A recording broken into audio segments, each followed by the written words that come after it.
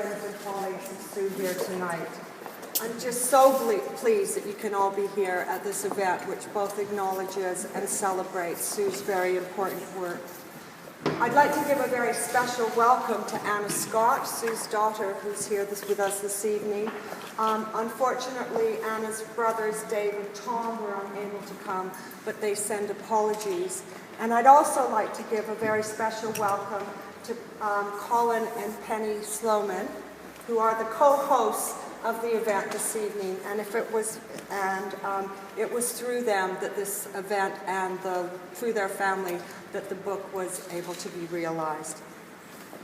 All of you who know Sue know that she was an absolutely remarkable woman. She was a great friend to the museum and to many of the museum staff here and colleagues within the Department of Social Anthropology. She came to Cambridge from Manchester, where she'd been introduced to social anthropology by Marilyn Strathern, who supervised her through the diploma in anthropology there and encouraged her to come to Cambridge at the same time, or about the same time, that Marilyn Strathern took up the William Wise professorship here. Sue did the MPhil in social anthropology here in Cambridge and was supervised by Ellen McFarlane, who became a very, very close friend. Sue also decided to take the option in anthropology and museums, so she worked with me, and after she finished that degree, she did a lot of work for the museum on a voluntary basis. She was absolutely committed to the potential of the museum for education, and indeed she ran the first joint education project that we did with the Fitzwilliam Museum in 1996. She then decided to go off and pursue her studies. She had been to the Australian Central Desert before and was very, very keen to go back and do research there, but also work with the women who so inspired her. And she went off and did the PhD with Dr. Steve Hooper, who's director of the Sainsbury Research Unit there, and ended up spending almost 2 years, I believe, living in a corrugated iron hut in the Central Desert of Australia. When Sue came back, she was full of stories about the work, about the women that she worked with, and was very, very committed to wanting to be able to tell the story of these women's lives and the influence of international art markets on the communities. I should say that she was in Mosquito Bore, which is an outstation of the Utopian community in the Central Desert. As part of her field work, she also made a small collection for the museum. So we have a painting over there by Nagel Morton, Gracie Nagel Morton, who is mentioned in the books, which is the Bush Plum Dreaming. And she also collected some silks from the Arabella community, the batiks that they made there, and that's also in the case. When she came back, she helped to redo the Aboriginal case, which I must say was in quite a bad state. And you'll see, so this is really Sue's work, and we found a couple of pictures of Sue when she was involved in setting up the case. She was a very, very strong advocate of the Aboriginal women with whom she lived and worked. And prior to her untimely death in 2008, she had produced this manuscript, but it was as yet unpublished. And it was really through the assistance of her family, and in particular, a very, very lifelong friend, Bella Sloman, who got the book published. And it is this evening that we are going to be able to launch this book, Painted Voices. But before Colin Scott formally launches it, I'd like to introduce you first to Ellen McFarlane, who'd also like to say a few words. Thank you, Ellen. Well, there will be a few words, partly because my wife is here and she knows I have the propensity to go on talking, but and also because many of you know or knew Sue better than I do, and I feel rather humbled in some of your presences. I was trying to think what would be interesting for you to hear, but all I could hear was Sue's voice in my ear saying, "Alan, don't be sentimental, keep it short. So I just place her in front of me here. All of us who've lived a long life have a few people who in their lives have been stood out and been important, and Sue was one of those people in my own life, and I'm getting on. When she came to be supervised by me in Cambridge, it was at the most difficult point almost in her life. The marriage had just broken up and so on, and I didn't know any of this. We just carried on with our supervisions. I think she mentioned it in passing. I didn't know she was desperately unhappy and what she was going through. She always struck me then as enormously courageous and humorous, intelligent, very sweet. I also didn't know that she was about 10 years older than me. I thought she was about 10 years younger than me, because she always seemed so very young and lively and so on. So we just had a relationship of a supervisor and a student, but we became friends, and she also became very warmly friends with the other group of students on that MPhil year. And recently, when this was being organised, I wrote to two or three of them who are still friends of mine in China and America and elsewhere, and they all wrote very effusively, warmly back, saying how much they would have liked to have been here, Justin Green Russell and Charles Earhart and others, because they remembered her and kept in touch with her. And that was one of her characteristics. She was one of those people who took trouble to keep in touch with people over the years. So from then on, and when she came and lived in Cambridge, my wife and I saw her quite frequently. So I would like to say what an honour and pleasure it was to get to know Sue, and to you, Sue. Sue. And I'd like to now introduce Steve Hooper.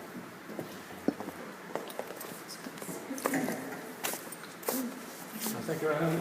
And Anita, it's actually a pleasure for me to speak briefly here, because when Sue died, and I heard about it, we were installing an exhibition in Paris and holding a conference, and I couldn't get to the funeral. And Alan, I think, kindly read something out there.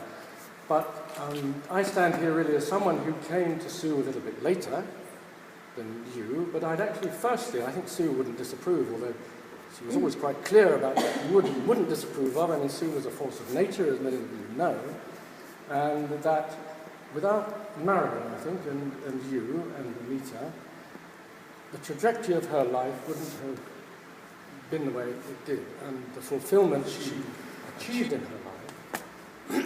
I'm not crying, but I'm throwing my throat. That, after we know the difficult period she went through, how she just got a grip on her life and fulfilled it and actually transmitted that energy with what she wanted to do, she could do, was not just through her own energy, but indeed through the energy and the help of other people. And I think she would want that to be acknowledged, especially tomorrow. Because it was you, I think, really, who persuaded her to come from Manchester, leave that behind, and build a new life in Cambridge, which she never regretted. And from my point of view, I ended up being her supervisor, which is not necessarily, as Alan said, the nicest place to be sometimes with Sue, because Sue is not the person who could be supervised. But I remember we had, Steve Bourget, my colleague, and I, up at the University of Anglia, we had, a pile of applications of people who wanted to do PhDs, and we're going through them and looking through, and who would we interview on roll.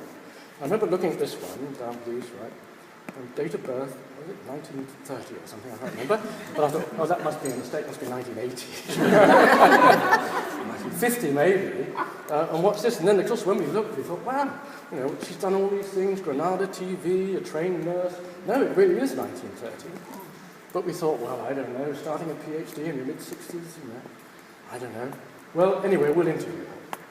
So we invited her up, and of course, as soon as Sue came in the door, that was it, Instead of this sort of, well, I'm now that age, but, what one imagined was a rather sort of doddery person, Sue came in like a force of nature, sat down, well, what about this project? Bang, bang, bang, I've got this job to do, I want to do it, I can do it, if you won't have me, somebody else will, sort of, really can-do attitude.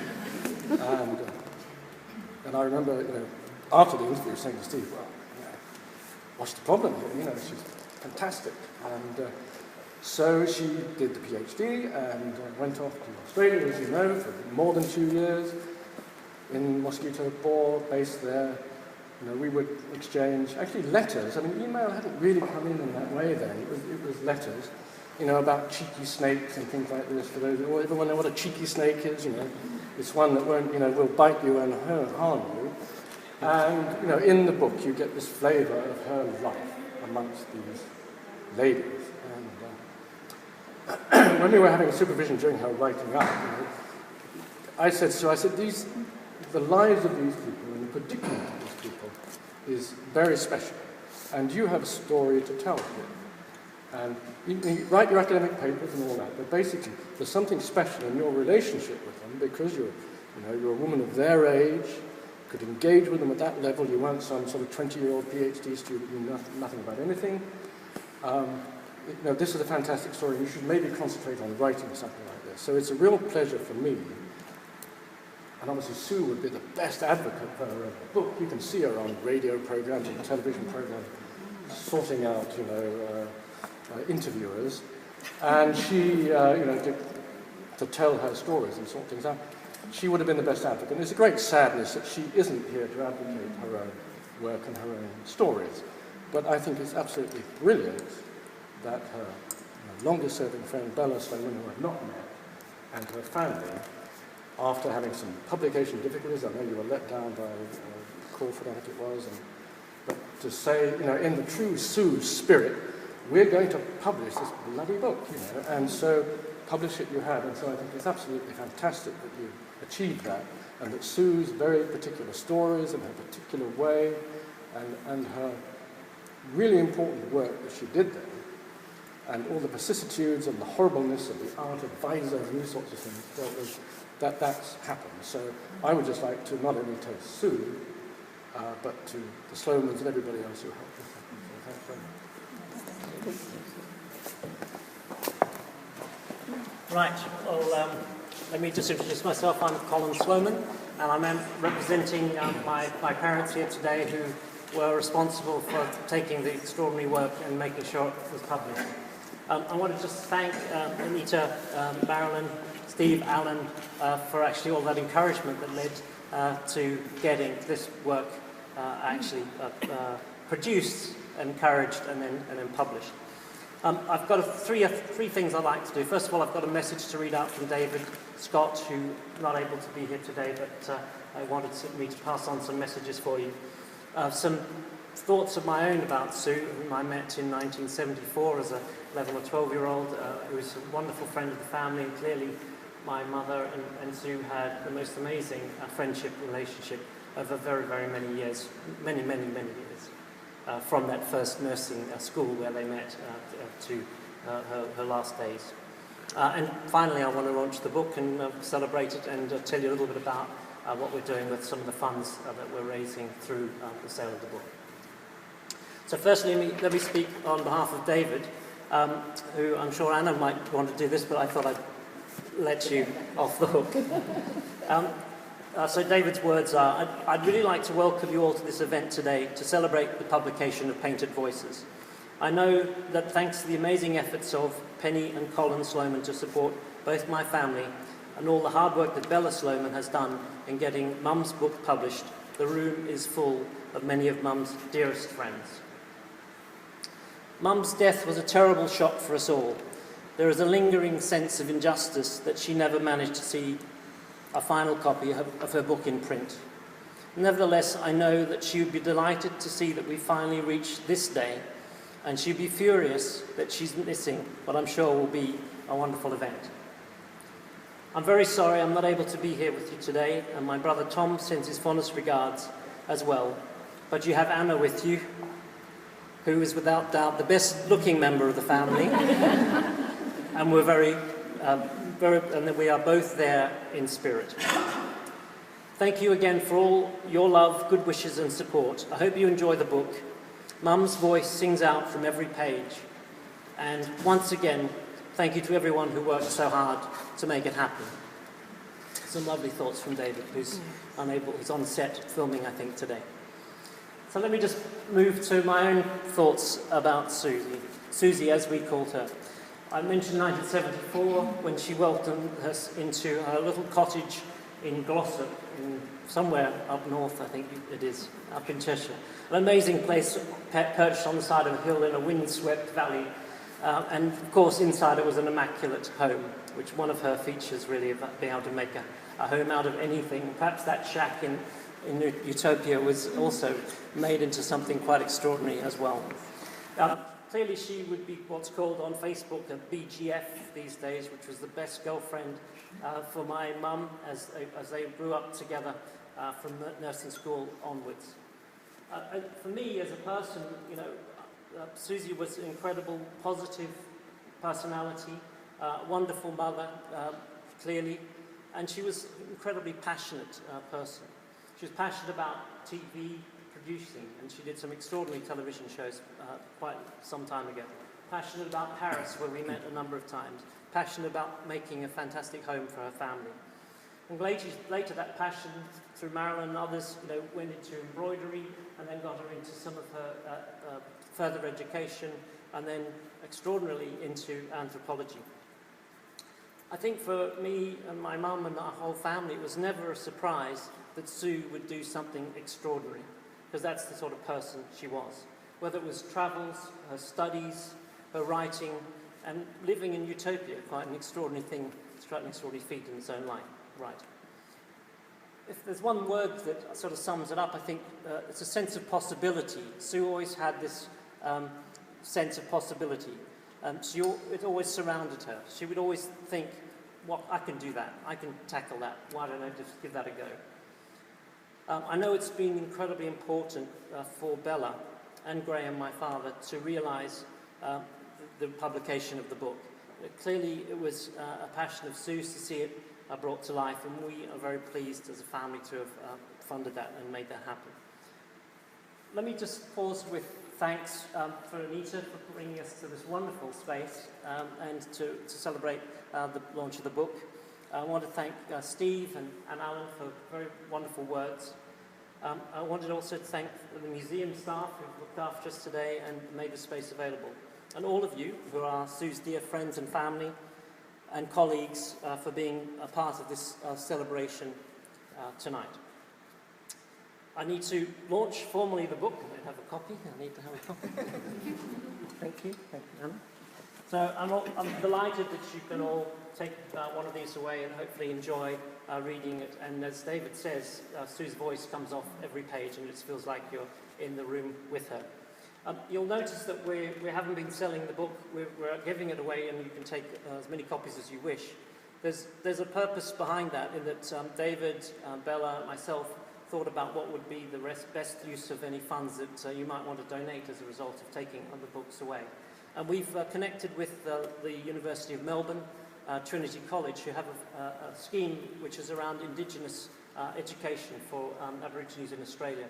So any funds that you wish to gift as you take one of the books away, we're going to send those funds to help educate Aboriginals in Australia through Trinity College at the University of Melbourne. There's some leaflets and information, and Penny and I'd be delighted to share that information with you. Finally, let me thank Anita again. Also, Penny, thank you very much for putting a lot of effort into organising all of this evening. I know thankless but wonderful, and wonderful sandwiches as well, and wine. And we have something we'd like to just to acknowledge Anita's help in making this all happen. You can have this. Thank you very much. Thank you very much. It's been a tremendous pleasure. Thank you. And thank you to all of you for coming and helping to celebrate this really important moment for Sue and indeed for all of us, and for anyone who's interested in what's really going on with Aboriginal art in the Central Desert and the women who produce it. Thank you very, very much. The book is officially open.